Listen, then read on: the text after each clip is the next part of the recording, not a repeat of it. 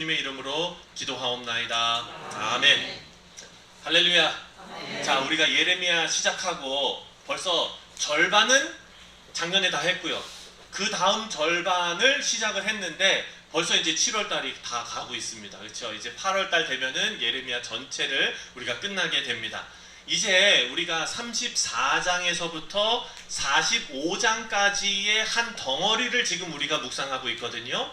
요 덩어리가 어떤 덩어리냐면 유다가 바벨론에 멸망하기 직전 상황, 그리고 바벨론에 멸망한 직후 상황을 묶어놓은 부분이 34장부터 45장까지예요. 그런데 여러분, 예레미야서의 특징이 있는데 그 특징이 뭐냐면 연대기 순으로 시간 순서대로 적어놓은 게 아니라는 거예요. 그 작가의 의도대로, 하나님께서 의도하신 바대로 내용들이 이렇게 짜집기 되어져 있어요. 그래서 지금 34장부터 45장까지의 시대적인 배경은 유다의 마지막 상황. 마지막 왕이 누구였죠? 시드기야. 네, 시드기야 왕이 이제 끌려가는 그 마지막 상황이었는데, 거기에 오늘 본문 35장과 36장을 칼로 딱 찢어가지고 가로를 딱 쳐갖고 35장, 36장을 딱 집어넣었어요. 연결을 시켰어요. 근데 이 내용이 어디냐? 이 내용은 어느 시대하고 연결되냐면 우리가 7월 1일 날 시작했던 26장하고 연결이 되는 거예요. 26장의 왕이 누구였죠? 요시야 왕의 아들 여호야, 김씨예요. 김씨. 김여호야. 여호야킴이에요. 여호야킴. 이 왕의 시대를 다시 35장과 36장을 묶어가지고 이 사이에다 끼워 넣었다라는 겁니다. 그래서 지금 오늘 본문의 시대적인 배경은 BC 609년이에요. BC 609년. 그러니까 지금 23년 전, 지금 우리가 34장에서 다뤘던 그 시대의 23년 전 상황을 가져다가 뒤에다 갖다 붙였다라는 것을 머리에다가 꼭 염두하고 오늘 말씀 읽겠습니다. 자, 이렇게 한 이유가 있어요. 이것은 예레미야가 어떤 메시지를 이 읽는 사람들에게 주고자 했던 거예요. 그래서 오늘 우리가 그거를 찾아가 보겠습니다. 자, 오늘 말씀을 보니까 조금 생소한 사람들 족속 이름이 나옵니다. 여러분, 레갑 사람들 이름 들어보셨나요? 성경을 많이 읽으신 분들은 아마 한 번쯤, 몇 번쯤 이렇게 걸쳐서 나오기 때문에 아마 들어는 보셨을 거예요. 자, 이 레갑 족속은요, 성경에 많이 등장하는 그런 족속들은 아니에요. 그런데 이 레갑 족속들이 누구의 후손이냐? 여러분들 잘 아는 레갑 족속 중에서 제일 유명한 사람이 누구냐면 바로 이드로. 이드로 누군지 아시죠? 모세의 장인. 그렇죠. 자, 모세는 어디서 태어났습니까? 애굽에서 태어났어요. 애굽에서 태어나서 하나님의 놀라운 섭리 가운데 왕궁에서 40년을 자라게 된 거예요. 왕자로서. 그랬는데 자기 동족이 비참하게 막 당하는 것을 보고 화가 나서 이집트 사람을 죽였죠. 그리고 나서 무서워가지고 도망친 곳이 무슨 광야입니까? 미디안 광야예요. 미디안 광야. 거기에서 미디안 족속 이드로와 그리고 모세의 아내를 그 광야에서 만나게 됐습니다. 그래서 그 미디안 땅에서 40년을 보내고 80세가 된 다음에 하나님께서 모세를 다시 불러서 출애굽에 사용하셨죠. 자, 이 이드로의 후손들 중에 많은 또 지파들이 나오는데 거기에서 겐 족속에 속한 사람들이 바로 이 레갑 사람들의 뿌리라는 거예요. 자, 그렇다면 미디안은 어디서 왔는가? 이것도 궁금하지 않습니까? 이 캐고 올라가다 보면은 여러분 잘 따라오셔야 돼요. 알았죠? 이 미디안, 이드로의 위로 올라가 보면은 이 미디안 족속인데 미디안은 어디서 나왔느냐? 여기는 아브라함한테 가야 돼요. 아브라함의 사랑하는 아내가 있었죠. 이름이 뭡니까? 사라. 그렇죠. 사라의 그 아들로 누가 태어납니까? 이삭, 그 다음에 야곱, 이렇게 해가지고 쭉 나오잖아요. 그렇죠. 네, 그 라인이 하나가 있고 아브라함 와이프가 많았어요. 그리고 또 하나, 이 약속을 기다리지 못하고 얼른 결혼해가지고 성경에 나오는 누굽니까? 하갈. 거기에서 아들이 태어나서 그 사람이 이스마엘. 그렇죠. 그리고 사랑하는 성도님들, 또 우리가 창세기 25장에 가보면은 누가 나옵니까? 그두라라는 사람이 나와요. 이 그두라하고 아브라함 사이에서 아들 6명이 나오는데 그 6명 중에 한 사람이 바로 미디안이에요. 그래서 그 뿌리로, 아브라함의 정식을 보이는 아니지만 그 뿌리로 내려와서 이드로가 나오고 거기서 쭉 내려오고 해가지고 이 레갑 자손이 겐 족속이 그렇게 이어지는 사람들이다 라는 것을 여러분 기억하시고 이제 가겠습니다. 그런데 신기한 건 뭐냐면요, 이 레갑 사람들은 유다 그 이스라엘 백성들이 아니잖아요. 그렇죠. 그런데 이스라엘에 무슨 일이 있을 때마다 레갑 자손들이 항상 도와요. 항상 보면은 이스라엘에 무슨 중요한 일이 있으면 레갑 자손들 이름이 요만큼 들어가 있어요. 여러분, 이스라엘 백성들이 출애굽해가지고 가나안 땅으로 들어갔죠. 그래서 여호수아가 막 전쟁을 하고 해가지고 나는 내 조상의 하나님을 믿으리라 하고 나는 그렇게 하리라, 너희들도 여기서 결정해라 막 했잖아요. 근데 여호수아가 딱 죽으니까 어떻게 됐어요? 다 각자 자기가 옳은 대로, 자기 소견에 옳은 대로 행동을 해갖고 하나님 앞에 심판받고 막 그냥 외세의 침략이 있고 이랬잖아요. 그때마다 하나님께서 사사를 보내서 이 백성들을 구원해 주셨죠. 그런데 여러분, 여성들이 좋아하는 사사가 한 명 있습니다. 드자로 시작해요. 누구죠? 드보라. 근데 이 드보라가 엄청난 전쟁에서 승리하지 않습니까? 근데 여러분, 그 승리의 뒤에 누가 있는 줄 아세요? 레갑 사람들이 있었어요. 예, 레갑 사람들. 겐 족속 사람이에요. 헤벨의 아내의 도움을 받아서 드보라가 엄청난 전쟁에서 이기게 돼요. 이상하게 이 사람들은 변방에 있는데 가끔씩 툭툭 튀어나오는데 이스라엘에 중요한 일이 있을 때마다 이렇게 툭툭툭 튀어나오는 것을 우리가 봅니다. 그리고 오늘 본문에 와서 예레미야 말씀에도 레갑 사람들이 나오는 거예요. 한번 보겠습니다. 1절과 2절입니다. 시작. 유다의 요시야 왕의 아들 여호야김 때에 여호와께로부터 말씀이 예레미야에게 임하여 이르시되, 다시 한번요.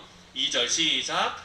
너는 레갑 사람들의 집에 가서 그들에게 말하고 그들을 여호와의 집 한 방으로 데려다가 포도주를 마시게 하라 하시니라. 아멘. 자, 여러분 2절 말씀을 보니까 조금 이상한 말씀이 나옵니다.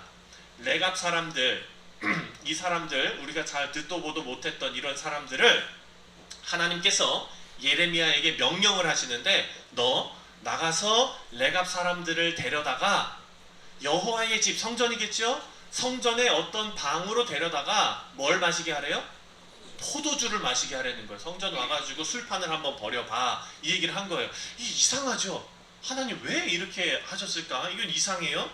사랑하는 성도님들, 근데 우리가 요거를 설명하기 위해서 생각해 봐야 될 건 뭐냐면은 지금 이 장소예요. 장소가 어떤 곳인가 한번 보겠습니다. 4절 말씀인데요. 시작.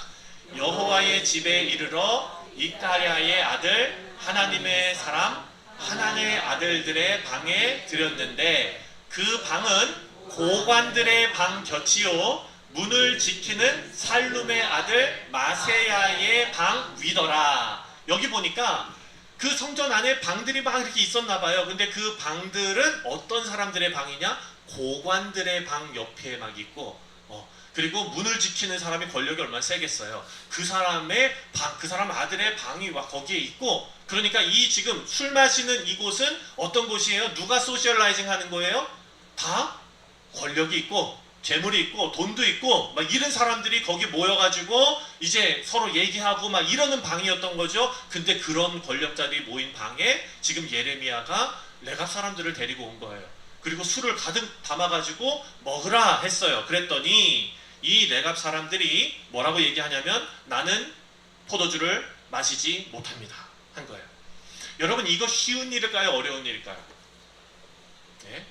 이게요, 우리가 생각하는 단순히 여러분들 회사 다니시는데 회식 자리 가가지고 나는 크리스찬입니다, 안 먹겠습니다, 나는 한약 먹고 있어가지고 지금 술 못 먹어요, 이렇게 할 수 있는 이런 수준하고는 훨씬 차원이 달라요. 왜? 지금 이 자리는 어떤 자리입니까? 만약에 레갑 사람들이 야망이 있었다면 그곳에서 인맥을 맺고 그곳에서 권력을 서로 좀 이렇게 내가 남이가 뭐 이러면서 이제 뭐가 되는 그런 자리예요. 그러니까 거절하기 되게 힘든 자리였거든요. 그럼에도 불구하고 이 사람들이 다 거절합니다. 근데 거절한 이유가 있어요. 조금 길지만 그 이유가 나와 있는 6절부터 10절을 함께 읽어보겠습니다. 여러분 잘 읽으세요. 왜 이 사람들이 술을 안 마셨는지. 시작.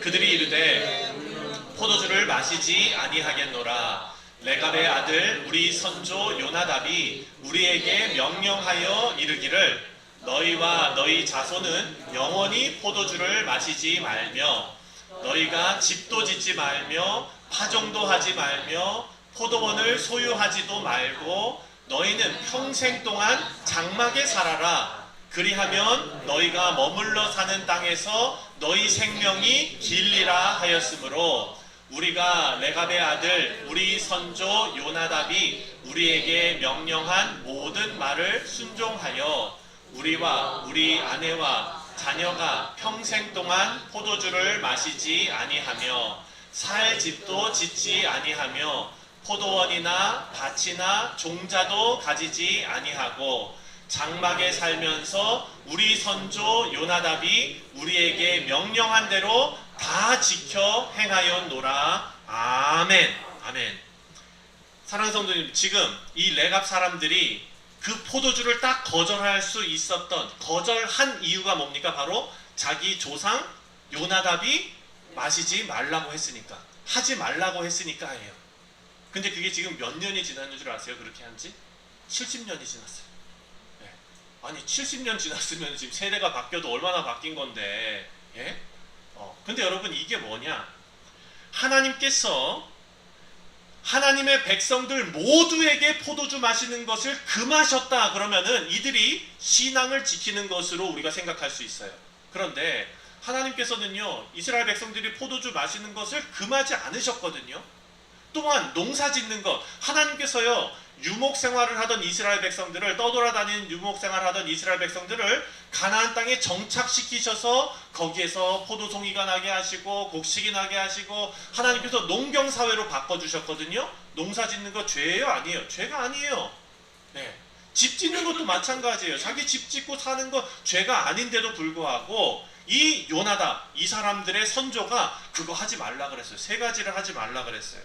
사랑하는 성도님들, 지금 이것을 우리가 왜 이렇게 했는가를 알아보기 위해서는 북이스라엘의 역사로 또 가봐야 돼요. 자, 이스라엘이 통일 왕국으로 사울, 그 다음에 다윗, 그 다음에 솔로몬 이렇게 해가지고 120년 있었죠. 그리고 분열이 됐어요. 남북으로. 언제였죠? BC?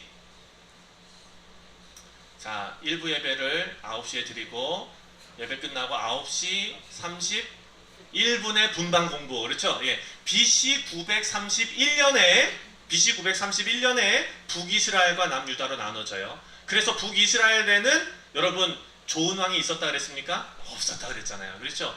아주 악한 왕들이 많았는데 그 중에서도 으뜸되는 왕이 있어요. 두 글자예요. 아합. 그렇죠? 예. 아합 왕이 아주 나빴어요. 근데 이 아합 왕의 왕조 이름이 오므리 왕조예요. 오므리 왕조. 근데 이 오므리 왕조가 너무나 악한 일을 해서 하나님께서 선지자 엘리야를 통해서 뭐라고 말씀하시냐면은 내가 이들을 이 왕조를 내가 끝낼 건데 그 아합 왕의 신하로 있었던 예후를 내가 사용해서 이 왕조를 끝낼 것이다 그랬어요. 자, 이거는요, 사랑하는 성도님들, 아합 왕은 우상 숭배로 죄로 인해 가지고 아주 하나님 앞에 범죄한 왕이고 이제 하나님의 공의로운 심판이 일어나는 역사적인 사건 아닙니까? 그런데 이상하게 여기에도 레갑 자손이 툭 튀어나옵니다. 지금 예후를 통해서 아합 자손을, 지금 그 아합 왕조를 끝내는데 예후가요 누구에게 손을 내미냐면은 레갑 사람들에게 손을 내밀어 가지고 같이 쿠데타를 일으킨 거예요. 레갑 사람들이 하나님의 공의와 진리를 바로 세우는 일에 지금 참여한 거예요. 예. 그랬는데 지금 북이스라엘엔 좋은 왕이 하나도 없다 그랬죠. 예후도 하나님의 뜻으로 아합 왕조를 끝냈지만 시간이 지나고 나니까 예후도 똑같이 우상 숭배를 하더라는 거예요. 그러니까 옆에서 이 레갑 사람들이 보면서 경악을 했어요. 이야, 사람이 어떻게 저렇게 될 수가 있지? 나랑 같이 쿠데타 일으킬 때는 이 사람은 진짜 하나님 말씀대로 하려고 그렇게 시작했던 사람인데 사람이 변했어. 너무나 소름 끼쳤던 거예요. 야, 저렇게 권력이 생기고 돈이 생기고 명예가 생기니까 사람이 저렇게 변하는구나. 이렇게 망하는구나. 아합도 그렇게 망했구나. 그래서 레갑 사람들이요, 요나답이 자기 자손들에겐 뭐라 그랬냐면 너희들 절대로 권력을 갖지 마. 절대로 농사지면서 어디 그 부자가 되지 마라. 유목 생활을 해. 텐트만 짓고 살아. 포도주도 마시지 마. 포도주 왜 마시지 말라 그랬냐면 농경 생활의 상징이 바로 포도주예요. 그때 당시에 포도 농사를 져서 포도주를 마셨으니까, 그러니까 농사를 짓지 말라는 의미로 그렇게 한 거예요. 사랑하는 성도님들, 왜? 그렇게 하면 오늘 본문 말씀을 보니까 너희의 삶이, 너희의 생명이 이 땅에서 길리라, 해를 입지 않으리라, 이 조상들이 얘기한 거예요. 여러분, 제가 한국 역사를 뭐 잘하는 건 아니지만 경주 최부자댁이라고 들어본 적 있으세요? 못 들어보셨나요? 경주 최부자댁. 예, 들어본 적 있으시죠? 그 부자, 정말 부자였대요. 그래가지고 그 집에는 가문으로 이렇게 내려오는 그런 명령들이 있었는데 뭐냐면은 사방 100리 안에, 우리 집으로 근처로 해가지고 100리 안에 굶어 죽는 사람이 없게 해라. 참 정말 오블리주 그거 있잖아요. 예, 그런 거 다 했어요. 그리고 또 하나 거기에 적혀놓은 게 뭐냐면은 우리 후대에 자손들이 아무리 뛰어나고 아무리 똑똑해도 관직은 어떤 거 이상 하지 마라, 딱 써 있었대요. 그러니까 예를 들어서 면장까지는 해도 군수는 하지 마라, 약간 이런, 도지사 출마하지 마라, 뭐 이런 거였나 봐요. 왜? 높이 올라가다 보면은 정권의 그런 암투에 휘말려 가지고 우리 재산을 다 빼앗기고 그 가문이 다 망할 수 있다, 이렇게 판단한 거예요. 지금 요나답도 비슷한 거예요. 너희들 비천하게 살아. 그게 차라리 오래 사는 길이야. 이렇게 얘기한 이 명령을 지금 레갑 자손들이 포도주를 안 마시는 것으로 몇십 년째 지키고 있었다는 것입니다. 사랑하는 성도님들, 이 레갑 자손들이 그렇게 그 조상들의 말씀을 지켜온 데는 성실이라는 게 그들에게 있었던 거예요. 성실. 여러분, 성실은 너무나 중요합니다. 아멘. 우리는 더 와닿아야 돼요. 성실은 너무나 중요한 거예요. 자, 이 말씀을 왜 유다가 멸망하는 이 뒤에다가 예레미야가 붙였는가를 우리가 생각해 봐야 되는데요. 지금 예레미야는 극명하게 두 부류의 사람들을 대조시키고 있습니다. 첫 번째는 뭐냐면 조상의 명령이에요. 하나님의 명령도 아니에요. 조상의 명령을 끝까지 성실하게 지켜온 레갑 자손이 한 부류고, 또 하나는 조상의 명령도 아니고 살아계신 하나님의 명령을 헌신짝처럼 내버리고 하나님의 뜻에 합당하지 않은 삶을 살아가고 있는 유다 백성들이 한 부류예요. 이 둘을 하나님께서 예레미야를 통해서 극명하게 대조시키고 계십니다. 자, 오늘 이 말씀을 통해서 오늘을 살아가는 우리가 레갑 그 사람들처럼 집 없이 떠돌아다니고 포도주 마시지 말고 비천하게 살아가는 것이 오늘의 메시지가 아닙니다. 하나님께서는 레갑 자손 요나답이 자신들의 후손에게 바랐던 그 권력과 재물의 마음을 빼앗기지 않는 그 수준을 넘어서서 하나님 앞에 순종하는 사람들이 하나님 안에서 누리는 그 순종의 아름다움을 경험하게 해주고 싶으신 거예요. 하나님께서는요, 우리가 유다 백성들처럼 눈앞의 이익만 바라보면서 하나님 쉽게 잊어버리는 그런 인생 살기를 원치 않으십니다. 우리는 순종을 통해서 하나님께서 계획하신 상상할 수 없는 아름다움을 경험하게 될 줄 믿습니다, 여러분. 네, 오늘 본문을 보면은요, 레갑 자손들에게 큰 복을 주세요. 레갑 자손들이 자신의 조상들의 명령을 성실하게 지켰는데 유다 백성들에게는 찾아볼 수 없는 성실함이었어요. 그랬더니 하나님께서 레갑 족속에 축복을 해주시는데 오늘 본문이 바로 그 축복의 말씀입니다. 한 번 더 읽겠습니다. 시작. 예레미야가 레갑 사람의 가문에게 이르되 만군의 여호와 이스라엘의 하나님께서 이와 같이 말씀하시기를 너희가 너희 선조 요나답의 명령을 순종하여 그의 모든 규율을 지키며 그가 너희에게 명령한 것을 행하였도다. 그러므로 만군의 여호와 이스라엘의 하나님께서 이와 같이 말씀하시니라. 레갑의 아들 요나답에게서 내 앞에 설 사람이 영원히 끊어지지 아니하리라 하시니라. 아멘. 할렐루야. 여러분, 레갑 사람들에게 하나님께서 주신 복은 정말 아름다운 복입니다. 그 후손이 내 앞에 설 사람이 영원히 끊어지지 않게 하리라. 하나님 앞에 서는 사람이 영원히 끊어지지 않게 해주시는 복이 레갑 자손들에게 하나님께서 주신 복이에요.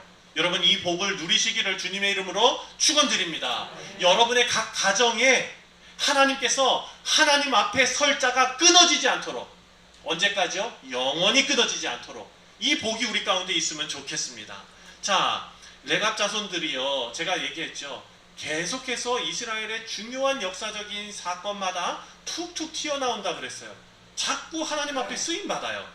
자, 레갑 자손들이 언제 또 쓰임 받냐면, 이제 유다 백성들이 바벨론의 포로로 끌려가서 70년 후에 하나님께서 기적을 베풀어서 메데바사 고레스 왕을 통해 가지고 이제 너희 나라로 돌아가서 하나님 섬기면서 살아라. 이게 기적 같은 일 아닙니까? 그때 느헤미야와 함께 사람들이 뭐를 다시 재건합니까?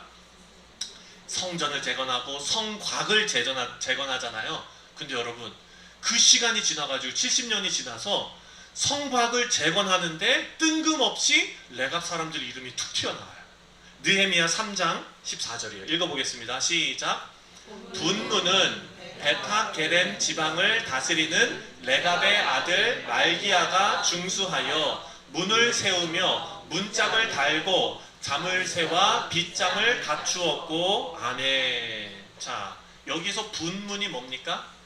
분문. 왜 성곽에 보면은 양문, 양 들어가는 문, 수문, 그 뭐냐, 물 들어가는 문. 분문은 뭘까요? 똥문. 네, 분뇨. 네, 분문. 네.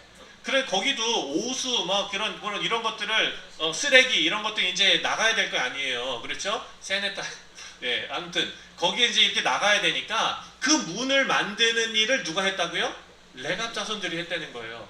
그러니까 사람들이 희한해요. 이 사람들은 어디 눈에 띄는 높은 자리에서 뭘 막 멋있게 하는 건 하나도 없어요. 그런데 하나님의 놀라운 역사 가운데는 항상 있어요. 아니, 그 집사님은 어디 부흥회 오면은, 부흥회가 있으면은 항상 거기 와 있는데 뒤에서 졸고 있고, 뭐 그냥 어디 뭐 봉사하는 일 있으면은 와가지고 맨날 뭘 하는데 빠지는 게 한 번도 없고, 교회의 중요한 일에는 항상 보고 있는 사람. 그렇다고 앞에 나와서 마이크 잡고 막 뭐 하는 것도 아니에요. 그냥 있어요.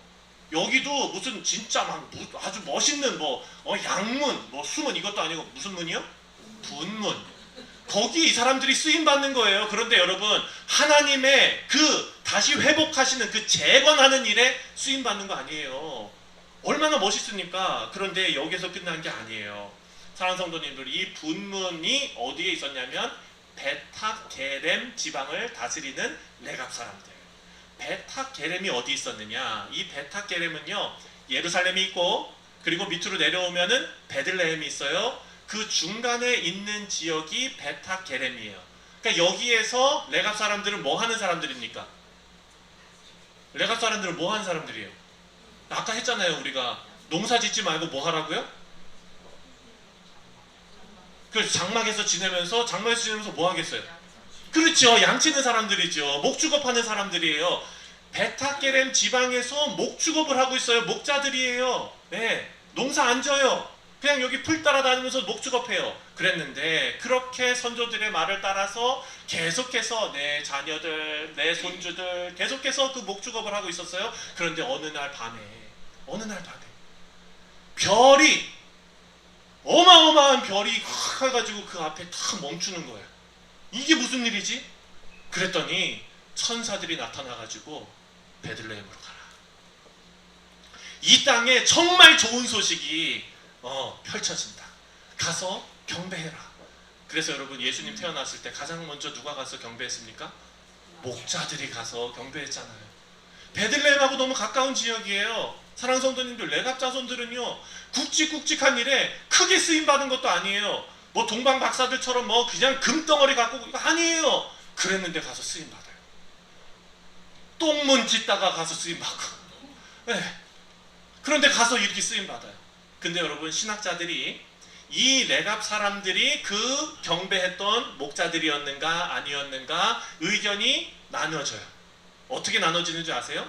어떤 사람들은 그 지역이 그들이 살고 있던 지역이기 때문에 확률이 높다라고 얘기하는 사람들이 있고, 그리고 아니다, 이 사람들은 아니었을 것이다 라고 주장하는 신학자들이 있어요. 아니라고 주장하는 신학자들의 근거가 뭔 줄 아세요? 이 사람들이 선조들의 말을 600년 동안 지켰어야 그게 됐다는 거예요. 예, 600년 동안. 너무 길다는 거예요. 아니 몇십 년은 좀 이렇게 그냥 집안이 이렇게 해가지고 꽉 잡혀가지고 그럴 수 있는데, 세대가 계속 지나가다 보면은 아니 조상이 뭔 얘기를 했는지 우리가 뭘 알아. 아니 그때는 할아버지 그 증조 할아버지가 뭘 안다고, 이젠 시대가 달라졌잖아요. 이렇게 될 수 있잖아요. 예, 그러니까 600년은 너무 길다. 이 사람들 아마 뭐 정계 진출하거나 뭐 어디 가서 딴 거 뭐 했을 것이다, 이렇게 주장하는 거예요. 그렇다면 사랑하는 성도님들, 만약에 이들이 자기 조상들의 말을 철저하게 포도주 안 마시면서 지켰던 것처럼 계속해서 그렇게 지켰다면 그 베들레헴 근처에 있던 목자들이었을 가능성이 아주 높다는 거예요. 순종했다면. 그 순종의 아름다움이 어떻게 나옵니까? 우리 주 예수 그리스도를 경배하는 그 엄청난 사건으로 나타나게 된 거예요. 사랑하는 성도님들, 예수님께 경배한 이 목자들, 레갑 사람들 맞을 수도 있고 안 맞을 수도 있습니다. 하지만 제가 초점을 맞추고 싶은 것은 순종의 아름다움입니다.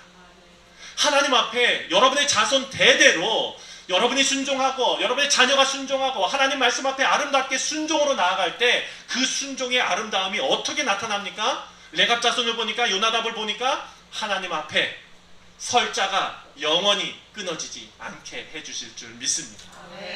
우리 교회에 자라나는 모든 백성들, 여러분의 각 가정들 순종의 아름다움을 누리시기를 바랍니다. 오늘 말씀을 통해서 우리 모두가 하나님의 말씀에 순종하면서 성실하게 이번 한 주를 살아내시는 우리 모두가 되시기를 주님의 이름으로 축원드립니다.